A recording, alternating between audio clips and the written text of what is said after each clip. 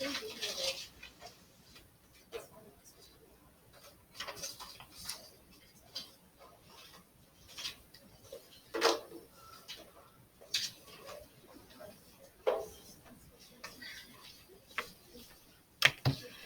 right.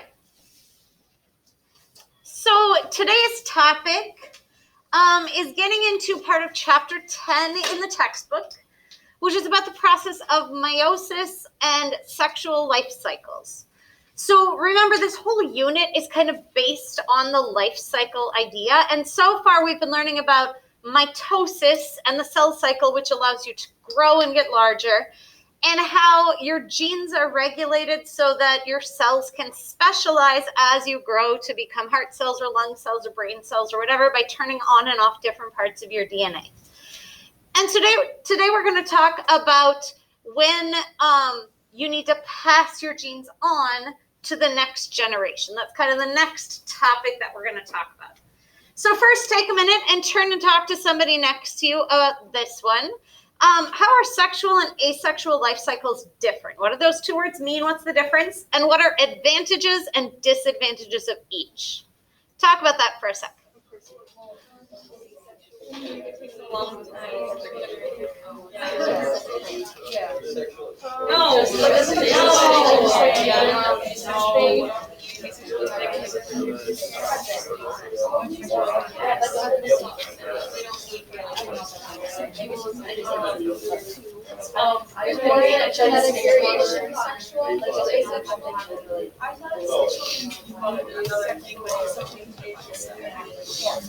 I'm not sure how they work, but like that's like a general Yeah, I really like it. It's a great disadvantages. Because the disadvantage of asexual is like if there was a mutation in asexual,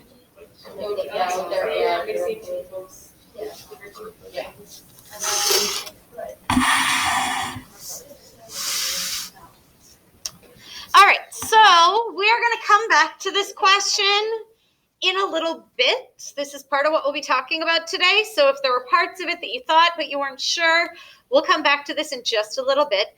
Before we do, we're going to take a little bit of time just to talk about chromosomes and how we're actually passing this information on to the next generation, and some vocab that you're going to hear today and tomorrow as we start talking about genetic changes throughout the life cycle.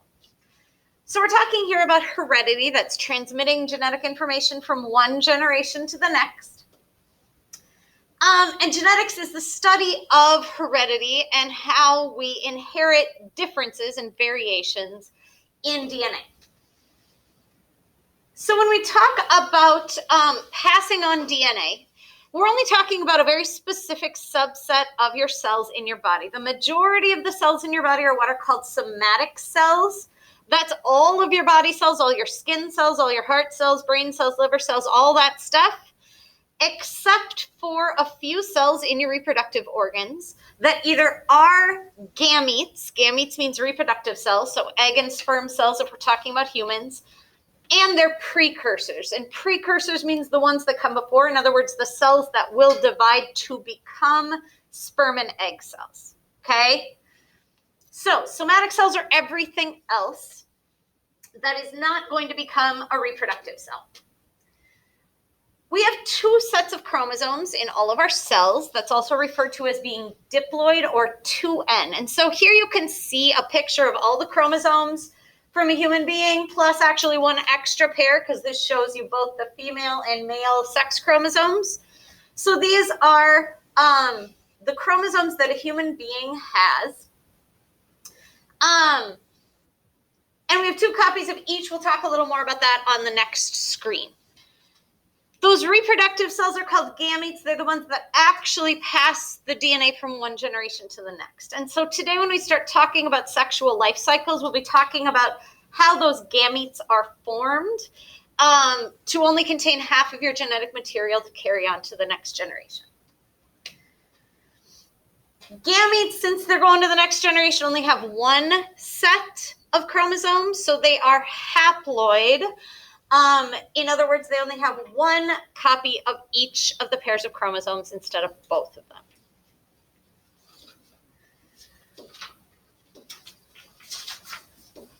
So I'm just going to put a couple of these up here at once. So in humans, our diploid number is 46. Different types of living things have different numbers of chromosomes within their cells. Human beings have 46 chromosomes in every cell, and they come in homologous pairs. You got one copy from your mom and one copy from your dad. So here the paternal copy, the one from the dad, is labeled kind of purplish. The maternal copy is labeled kind of pinkish. Just to remind you that you got one from each. Homologous means that they are the same, but it doesn't mean they're identical. What's similar about homologous chromosomes is that they contain genes that control the same inherited traits, and those genes are found at the same location or loci or locus. You'll hear all those versions of that word on the gene. So what that means is on chromosome 1, perhaps there's a gene right up here that has something to do with eye color. And there's a gene in this part, and it's found at the same location on the homologous pair that makes an enzyme that's needed for a metabolic process. And maybe there's another one down here that has something to do with your metabolism. Okay, so they have the same genes in the same locations. They may not be identical. You could have gotten the gene for blue eyes from mom and brown eyes from dad, but it's the gene for eye color in the same spot on both chromosomes. That idea make sense? Okay. The first 22 pairs in all human beings are called autosomes, pairs 1 through 22 of your chromosomes, and they're all homologous. For all of those, you have one from mom, one from dad. They're the same length. They have the same basic banding pattern, and they carry information for the same traits. That last pair are the sex chromosomes. If you're biologically female, you have 2 copies of the X chromosome, so those are also homologous. But if you're biologically male, you have an X chromosome and a Y chromosome, and those are not homologous. The Y chromosome is not just like a chopped off version of an X chromosome. It's a completely different set of genetic material. And when we get into our genetics unit, which is the first unit, 3rd trimester, we'll talk more about this. And so we'll be coming back to some of this, but it's important to remember some of these things about chromosomes as we talk about how chromosomes get passed on to the next generation as well.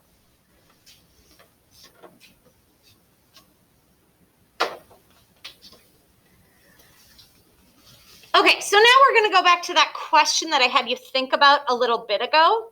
I'm going to show you a short video. This is about 4.5 minutes. And it's going to go back to that idea of what is the difference between sexual and asexual reproduction, and what are the benefits and disadvantages of each one. There are living things that only reproduce asexually. There are living things that only reproduce sexually. And there are some living things that can do both. And so obviously there have to be evolutionary advantages both ways. So listen for that as we go through here, okay?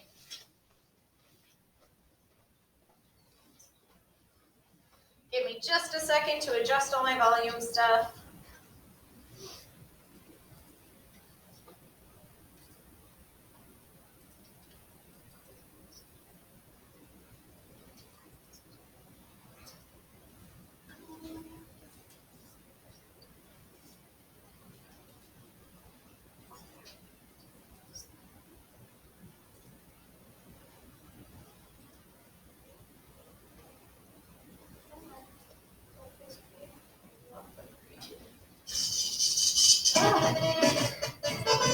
Hang on.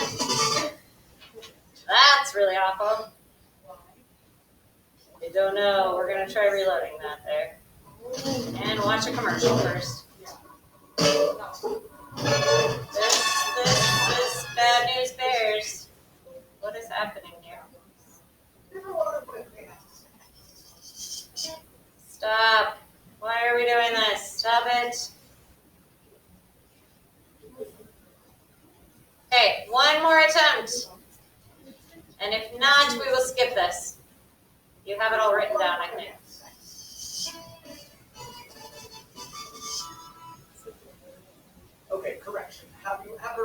why there is sex. I mean, I'm sure that your parents went over the basics with you when you were 11, or maybe you learned from that like bossy girl at the public swimming pool. No matter where you went, just public said we have sex. Okay. So that we can have more people. Same goes for grasshoppers and panthers and monkeys. Sexual reproduction exists to make new animals, right? But some animals totally abstain from sex, and they still get pick up on making babies all day long all by themselves. It's possible for some animals to reproduce without having sex. Why doesn't everybody reproduce that way? You know that something's up. The majority of all animals reproduce sexually, at least. Some biologists have calculated that 99% of plants, animals, fungi, and protists have sexual reproduction at least some of the time. Some animals, like starfish, slugs, strawberries, they can do either. So sexual reproduction.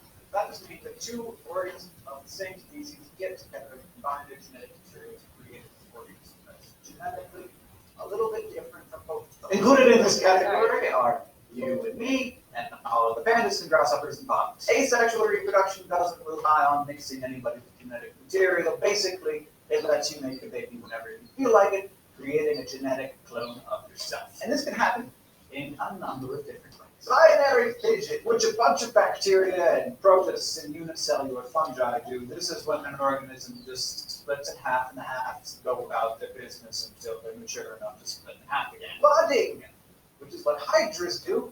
They make little buds that pop off the mom hydra when they get big enough. Organisms can also reproduce vegetatively through bulbs or tubers or rhizomes. And now for parthenogenesis. This little girl here is a New Mexican whip-tailed lizard, and I know that she's a girl because they are all girls. Parthenogenesis literally means virgin birth. These whip-tailed lizard babies can form embryos inside of themselves without being fertilized by a male, which is good because there are no males. It's more common in arthropods, but as larger animals go, lizards seem to have the knack of it. There's also fragmentation, where a parent can break into a bunch of different pieces, each of which can then produce its own offspring. And I could go on and on. So on the surface of things, making these quick and easy copies of yourself seems to be a pretty good way to go. I mean, sex is awesome at everything, but it isn't particularly convenient. First, you have to find a suitable mate, which, we've all had our troubles with. And then you're stuck with only half of your population being able to give birth, the other half just being useless. And generally, sexual reproduction happens on a slower time scale. By the time sexual reproduction results in one round of offspring, asexual reproduction has had like 3 generations, and they're all off in the world making friends and influencing people. And yet still, sex is a thing. It's a very popular thing. It turns out that combining genes of 2 different members of the same species is worth all that time and effort. The key here is that gene variation makes a population of organisms less susceptible to disease and more able to survive in conditions like gravity. When times get tough, the population is genetically diverse enough that at least some members will survive. And to say a population... Okay, I'm going to pause because I don't know about you, but I find this very annoying today. You guys okay with that? Yeah. And we got the most important kind of pros and cons there. Okay, those of you at home, I paused that because it was being annoying and probably even more annoying for you. So you got the gist of the most important parts. So now we're going to go back to that. Because we also have a lot of this listed in the notes here.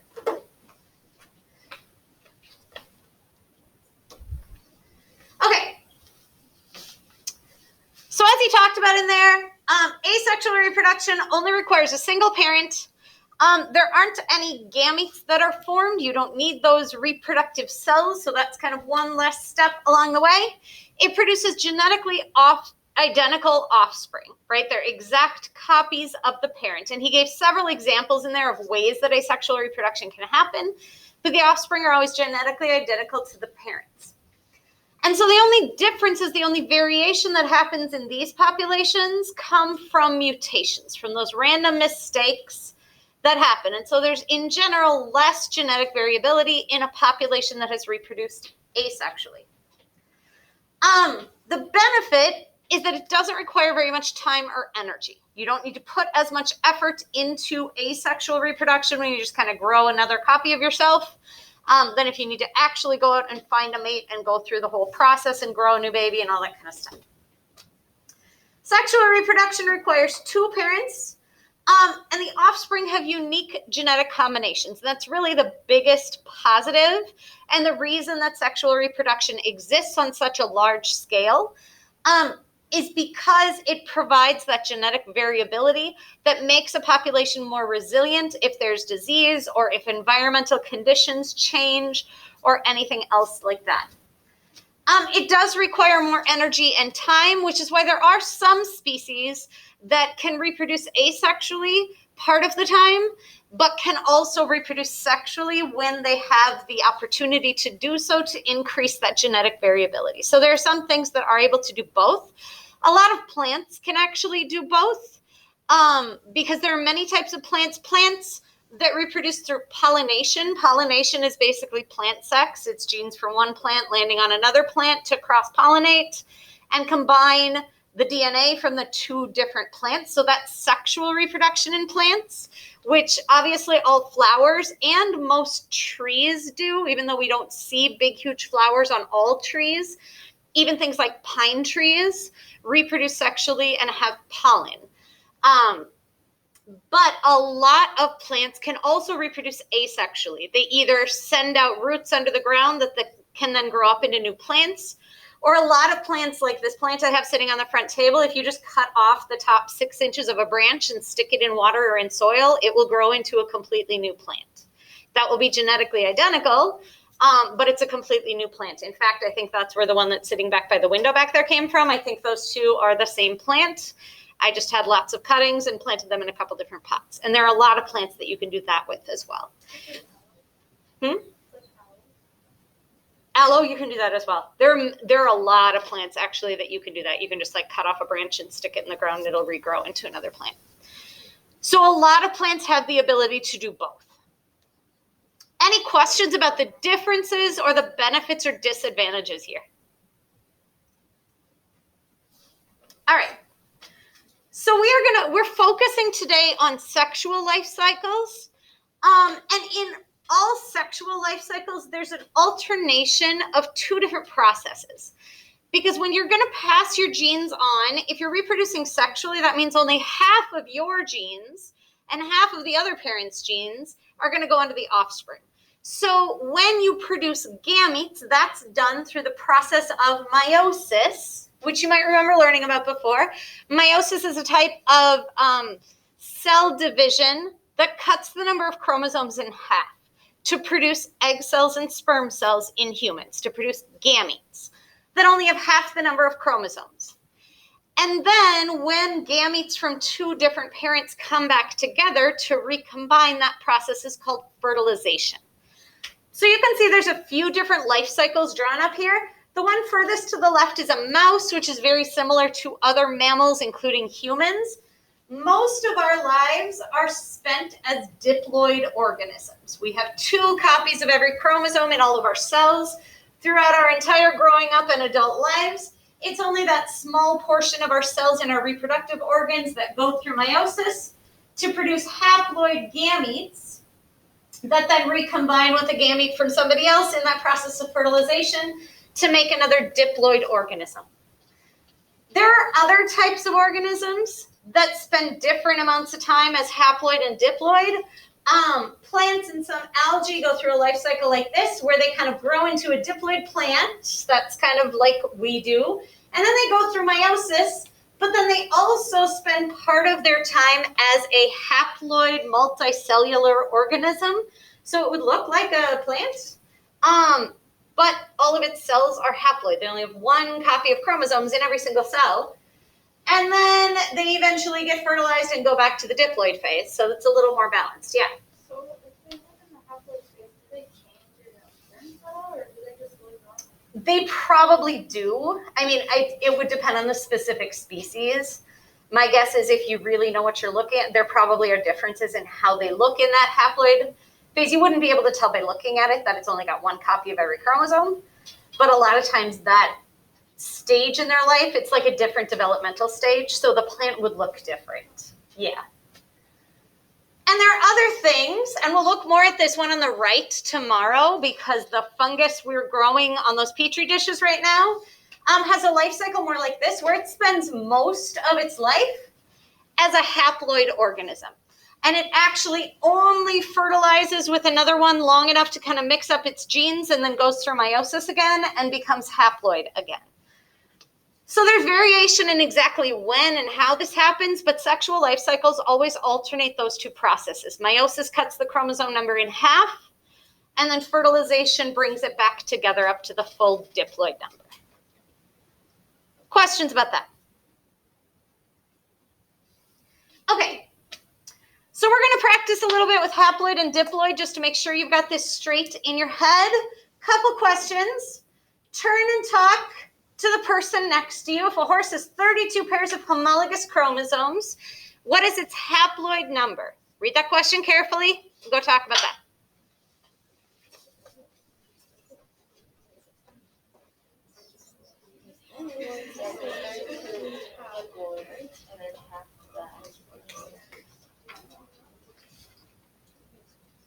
Yeah, because we have 46 chromosomes and our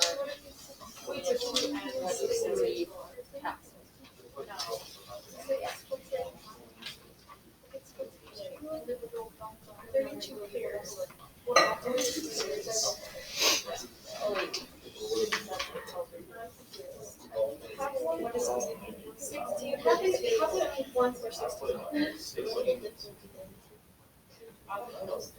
Yeah, that's actually the difference. Are you thinking too hard and confusing yourselves? Is it just 32? Is it 16 or 16? So here's the important number.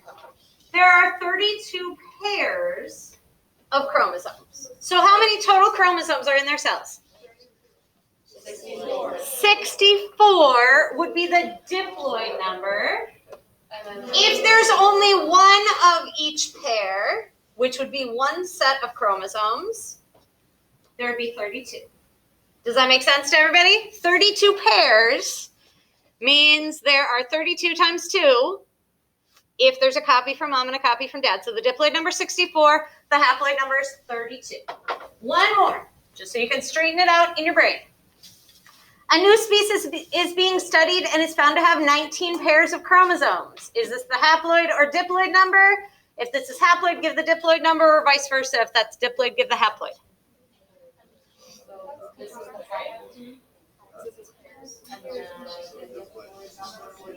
So this is the haploid. And then yeah. Yeah.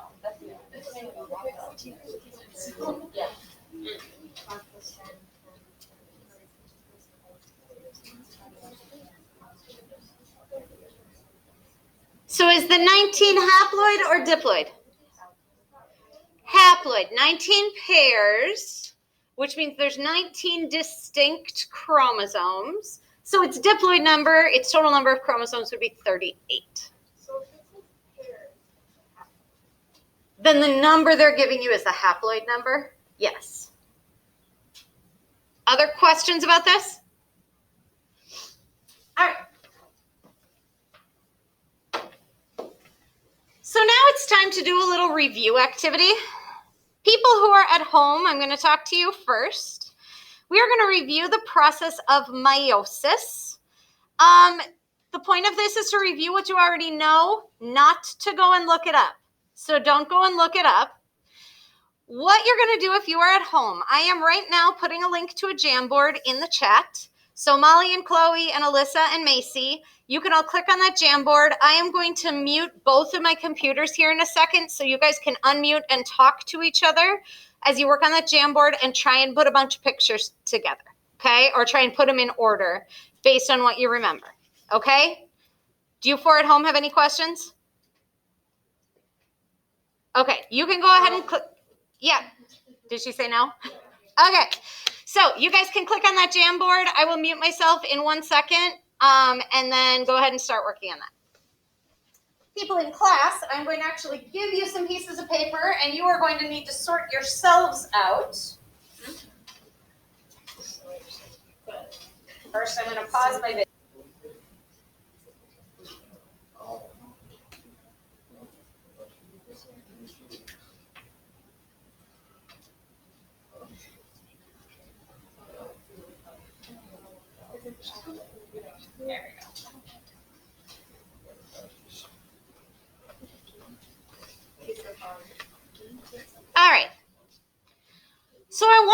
go through and kind of review that process to remember some of the main parts of meiosis and how it's different from mitosis that we reviewed like a week ago.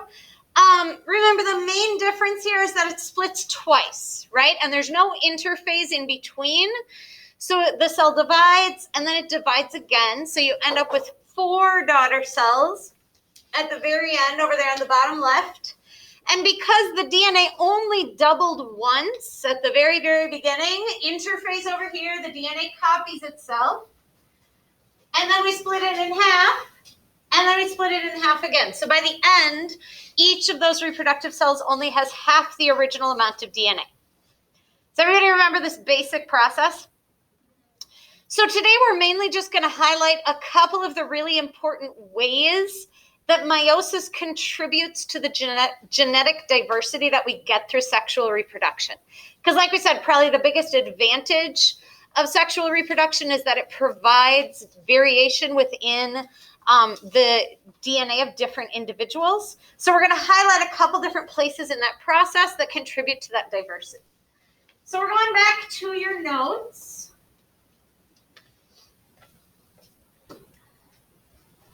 All right, so basic definition of meiosis, it reduces the chromosome number from the diploid number to the haploid number. So the gametes, the eggs and sperm cells in human beings only have 23 chromosomes in each, 1 copy of each pair, instead of the full 46.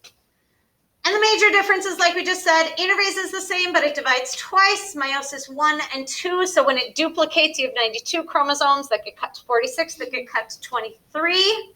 And so it reduces the chromosome number. And it produces 4 genetically unique gametes. That's the other difference. Mitosis produces daughter cells that are genetically identical to each other, right? They each have the full 46 chromosomes that are absolutely identical. Meiosis not only cuts that chromosome number in half, but every single gamete that's produced is genetically unique. One of the reasons is because of this really cool process that happens at the very beginning during prophase 1 called crossing over. During prophase 1, so that's where we are at the very beginning of meiosis, one of the things that happens that never happened at all in mitosis is that the chromosomes find their homologous pair and they join up into this group called a tetrad. Basically, you can think of like here, the light gray would maybe be the maternal chromosome. And it got duplicated during interphase. So the 2 sister chromatids, this one and this one, are genetically identical. And the dark gray one here would be the paternal one, or the one that this person got from their father. And again, this copy of it and this copy of it are identical because they duplicated. So there's 4 chromatids all bound together. Does that make sense? When they're in that tetrad, different parts cross over or actually switch places with each other. So there's a complex of proteins that holds them together in that tetrad. This is one of those words my tongue always stumbles over. It's called the synaptonymal complex. There, that was pretty good. That holds those homologous chromosomes together. And while they're in that complex, there are enzymes that actually go along and they snip the DNA at the same place on 2 non-sister chromatids and swap it. In this picture, that only happens twice, once at the bottom, once at the top. It can happen a few different times when chromosomes are in this tetrad. And the reason that's important is then remember that through the process of meiosis, first, these 2 homologous chromosomes will get separated from each other. Then they will separate right here. And so at the end, each of these chromatids, this one's all dark gray, this one has light gray ends, this one has dark gray ends, and this one is all light gray. Each of those 4 will end up in a different gamete, and none of them are identical to each other anymore. So this crossing over is a way that genetic information randomly gets mixed up every single time the gametes are formed. And this is part of the reason that no matter how many children the same pair of parents has, You're never going to get two that are identical unless they're identical twins, because that's something different. Every single egg cell that a woman has is unique and different from every other one, and every single egg or sperm cell that a man has is different from every other sperm cell. Okay?